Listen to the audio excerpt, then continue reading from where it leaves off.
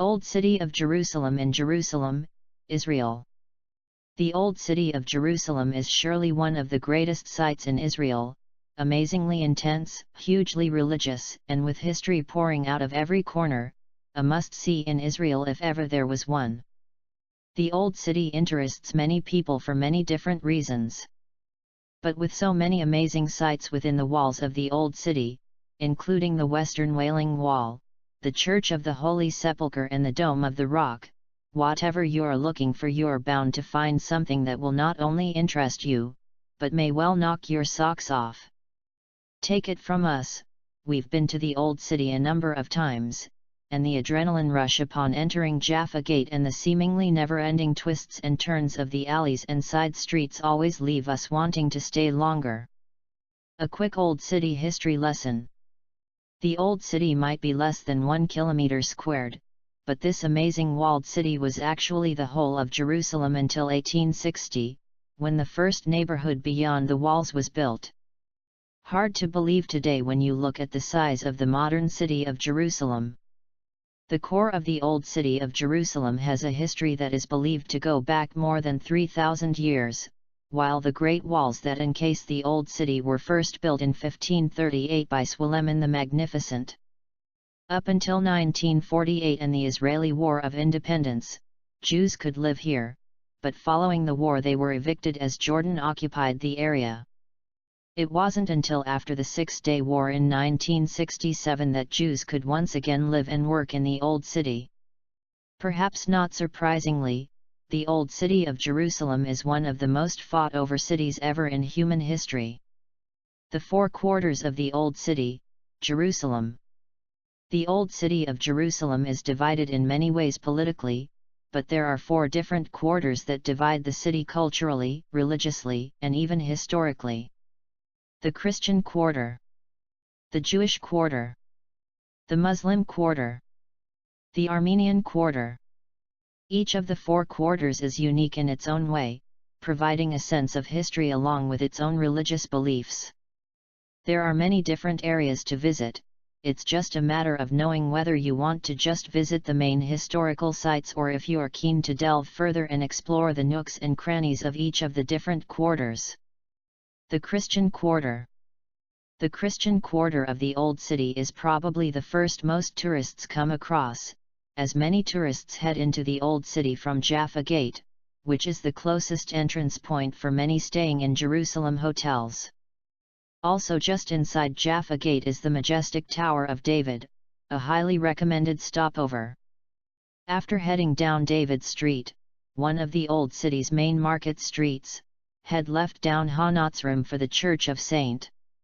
John the Baptist, a popular starting point for Christian tourists. Then continue down Hanotzrim and take a right down St. Helena. On your left is the amazing Church of the Sepulcher, the site where it is believed Jesus was crucified and then buried. There are a number of different Christian groups that keep and maintain the Christian quarter. But there are arguments about who really should be taking care of what portion of the quarter, which shows the squabbling is no different than anywhere else around the world. The Jewish quarter. For those who want to see what the Jewish day-to-day life in the Old City is like, then walking through the Jewish quarter will do the job. The immediate impression you'll get is it's a lot quieter and cleaner than other parts of the Old City. You will see people walking about, but many of the small streets aren't really for visiting. The Western Wall, known as Hakatel in Hebrew, is the place to really take in more about the Jewish faith. This monumental wall is where you can leave prayers between the cracks, and is amazingly powerful and intense. Be aware that there are separate sections for men and women. The Cardo, an excavated and partially reconstructed section of the Jerusalem main thoroughfare in the Byzantine era, is another part of the Jewish quarter that can provide you with an insight into the history of the Old City. The Jewish quarter gives you a real glimpse into the heart of Jewish life in the Old City. The Muslim quarter. The Muslim quarter is similar to the Jewish quarter in that it has narrow alleys, but the streets are a lot busier. There's definitely a sense of activity and a busy market atmosphere in many of the streets.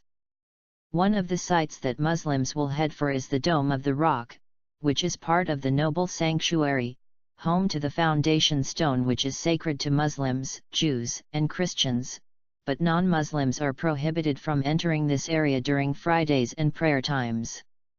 This is where Muslims believe that Muhammad ascended into heaven, accompanied by Gabriel. Another important site is the Monastery of the Flagellation, where it has been said that Christ was flogged by the Roman soldiers prior to his crucifixion and is the first point on the famous Via Dolorosa, the first of the 14 stations of the cross. The Muslim quarter happens to be the largest of the 4 quarters. You might also be surprised to know, considering the ever-present tensions in the area, that there are Jewish families that reside in this quarter. The Armenian quarter. The Armenian quarter is the smallest of all the quarters. It has more of an ancient feel to it because of its compact size and number of people who are part of this quarter, and it runs itself like a city within a city. The standout sight to see is the amazing citadel, known as the Tower of David. This is one of our favorite spots in the Old City, and well worth checking out. There is also the Armenian Museum and St. James Cathedral, one of the most beautiful of all the sacred old buildings in the Old City, 2 sites of interest for many Old City visitors. Like us and join us at Extreme Collections for more fun and knowledge.